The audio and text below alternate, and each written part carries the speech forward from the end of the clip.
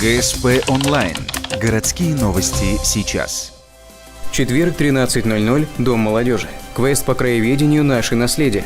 Школьники узнают наш город и его историю. Участвуют 10 команд, учащиеся 7 и 8 классов. Данное мероприятие проводится уже второй раз. Детям интересно узнавать что-то новое, обучаясь в игровой форме. Все стартуют от Дома молодежи. Команды, проходя задания, перемещаются от одного пункта к другому. Маршрут пролегает по старому городу. Основные – это Вечный огонь, камни по улице Пушкина и Дом пионеров. Ребята быстро отгадывают задания. Чтобы пройти дальше, возле музыкальной школы пришлось вспомнить песню военных лет. Как-то летом на рассвете заглянул в соседний сад. Там смуглянка, молдаванка собирает виноград.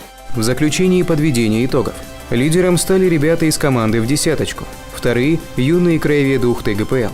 Третье место разделили школу номер 7 и 4. Все остальные участники получили утешительные призы в виде наклеек к 70-летию Победы.